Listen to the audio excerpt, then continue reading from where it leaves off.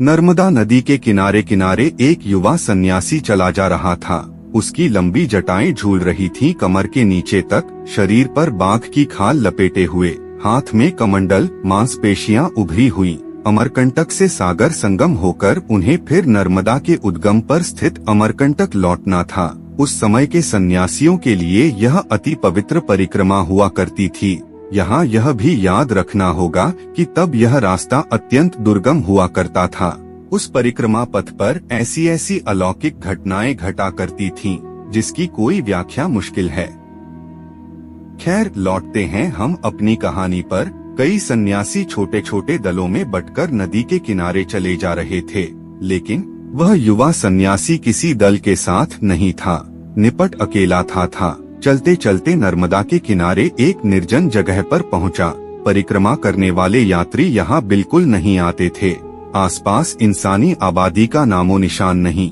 पश्चिम दिशा में आसमान पर सूरज अस्त होने की ओर बढ़ रहा था। उस सन्यासी ने तय किया कि रात नदी के इस सुनसान तट पर काटी जाए। रात काटने के लिए उसने एक ठीक ठाक जगह खोजनी शुरू की। उसी समय निगाह पड़ी थोड़ी दूर स्थित एक कुटिया पर। सन्यासी ने सोचा कि यकीनन कोई साधक वहाँ रहता होगा।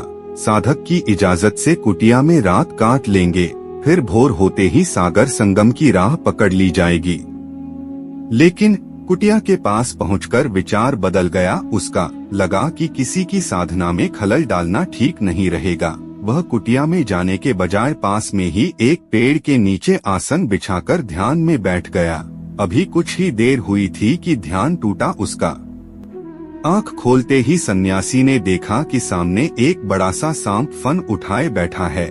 ऐसा नजारा कि कोई भी डर से कांप उठे। लेकिन यह क्या? मन में कोई भय नहीं, बल्कि एक अद्भुत भाव उत्पन्न हो रहा था।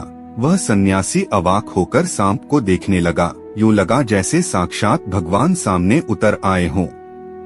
काफी देर तक सांप और सन्यासी एक दूसरे को एकटक देखते रहे। इसके बाद सांप ने फन नीचे कर लिया और उस युवा सन्यासी की परिक्रमा करने लगा। 3 बार घूमने के बाद सांप ने एक बार सन्यासी की ओर देखा और पलक झपकते ही पास के जंगल में कहीं समा गया। ऐसी आश्चर्यजनक घटना का साक्षी बनने के बाद उस युवा सन्यासी ने कुछ दिन वहीं रुकने का फैसला किया। उसे लगा कि इस घटना का कोई न कोई दैवीय संबंध जरूर है। सन्यासी फिर ध्यान में बैठ गया। रात गुजरी, अगले दिन सुबह हुई। उस कुटिया में सचमुच एक साधक थे। वह युवा सन्यासी को वहां ध्यान में बैठा देख हैरत में पड़ गए। अनन्य विनय कर उसे अपनी कुटिया में ले गए। जंगल के ताजा फलों और नर्मदा के पवित्र जल से अतिथि सत्कार किया। बातचीत का सिलसिला शुरू हुआ तो युवा सन्यासी ने बीती रात की आश्चर्यजनक घटना का जिक्र उस साधक से किया। यह सुनकर कुटी में रहने वाले वृद्ध साधु चकित रह गए। उनके मुंह से एक शब्द नहीं फूटा। वह टकटकी बांधे उस युवा सन्यासी को बस निहारे जा रहे थे। इस पर युवा सन्यासी ने थोड़ा नाराज होते हुए पूछा, क्या मैं कुछ गलत कह रहा हूँ? साधक ने आह्लादित स्वर में कहा, हे योगीवर, आपने कुछ गलत नहीं कहा। जिस सांप की बात आप कर रहे हैं वह दरअसल एक महापुरुष हैं। सांप के वेश में रह रहे उसी महापुरुष का आशीर्वाद पाने के लिए मैं लगभग 12 साल से यहाँ साधना किए जा रहा हूँ, लेकिन अभी तक उनके दर्शन मुझे नहीं मिले।